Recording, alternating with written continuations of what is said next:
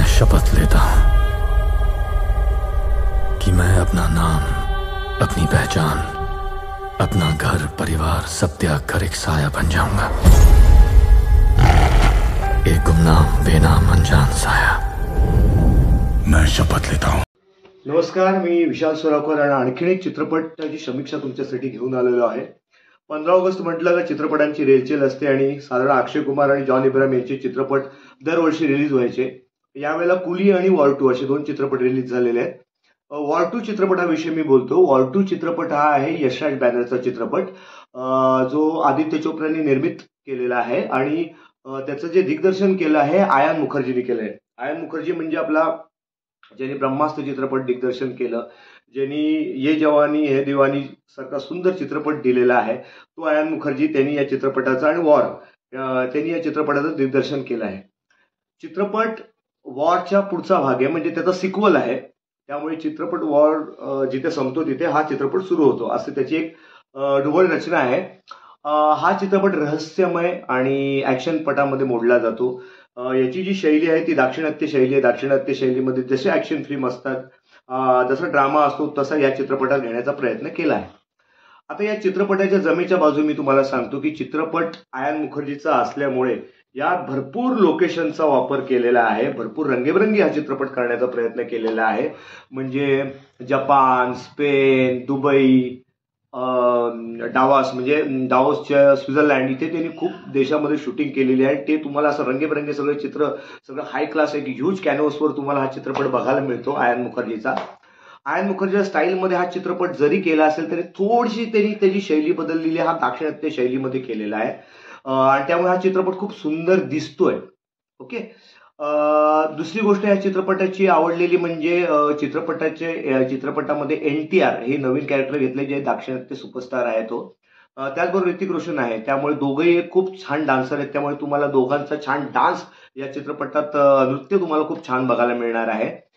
तिसरी आणखी एक महत्वाची गोष्ट म्हणजे यामध्ये एक गाणं आहे आवन जावन, जे अरिजित सिंगने गायलेले, प्रीतमने संगीत दिलेलं आहे, अमिताभ भट्टाचार्याने लिहिलेलं आहे। तर यांची भट्टी त्या गाण्यापुरती, एका गाण्यापुरती खूप छान जमून आलेली आहे। एकंदरीत हा चित्रपट खूप चांगल्या प्रकारे डिझाईन केलेला आहे आयान मुखर्जींनी। ही चित्रपटाची जमायची बाजू आहे। दुसरी गोष्ट अभिनयाची सांगतो की अभिनय दोघांनी खूप सुंदर केलेला आहे। आपल्या नेहमीच्या चित्रपटात जसा अभिनय सुंदर करतात तसाच केलेला आहे। छोटे छोटे जे कॅरेक्टर आहेत त्यांनी पण खूप छान चमक दाखवलेली आहे। या सगळ्या आहेत चित्रपटाच्या जमेच्या बाजू। आणखीन एक सांगायचं राहिलं ते म्हणजे VFX इफेक्ट जे आहेत ते खूप छान घेतलेले आहेत। काही रहस्यमय गोष्टी आहेत त्या खूप छान घेतलेल्या आहेत। चित्रपटाचं जी नक्षी आहे ती मला खूप आवडली। आता या चित्रपटात काय कमी आहे, जर त्याच्यावर बोलायचं झालं तर ते भरपूर बोलू शकतो। सगळ्यात महत्वाचं मी एक गोष्ट मानतो ती म्हणजे ही की चित्रपट कसा असावा, तर चित्रपट जर चांगला कुठला बनवायचा असेल तर त्या सगळ्यात महत्वाचं असतं त्या चित्रपटाची कथा आणि त्या चित्रपटाची पटकथा आणि नंतर मग संवाद।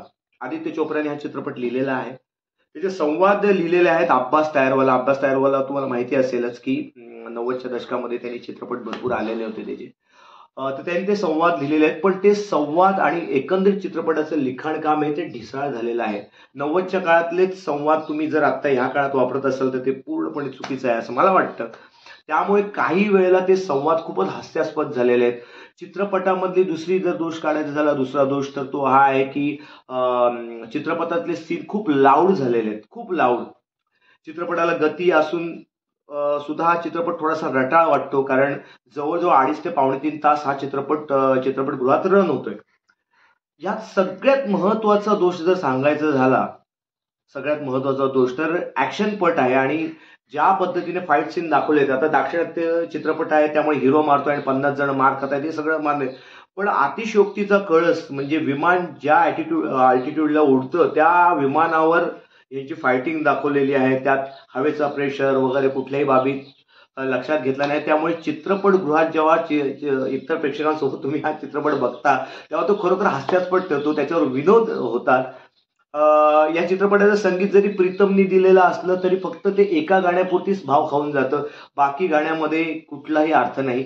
चित्रपटाचा बॅकग्राऊंड स्कोर इतका खास नाहीये. चित्रपट हल्ली बॅकग्राऊंड स्कोरवर जास्त चालतो, कारण का बॅकग्राऊंड स्कोर पॉवरफुल असेल तर माझ्यासाठी चित्रपट एका अर्थाने अंगावर येतो. पण तसं कुठलं काम झाल्यासारखं वाटलं नाही. चित्रपटाची लांबी पण खूप मोठी आहे.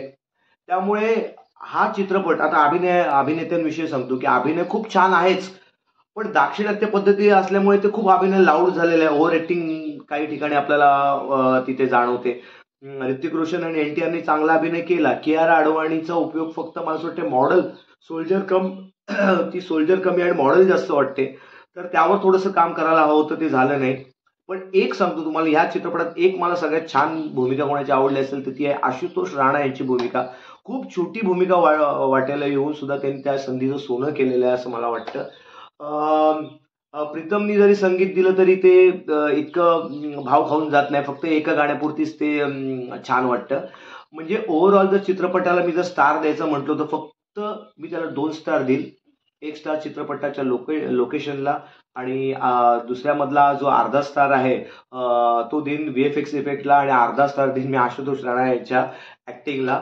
तर चित्रपटगृहात जाऊन जर तुम्हाला हा चित्रपट पाहायचा असेल तर लोकेशनसाठी नक्कीच तुम्ही जा. रंगीबेरंगी चित्रपट बघायला तुम्ही नक्की जाऊ शकता. धन्यवाद.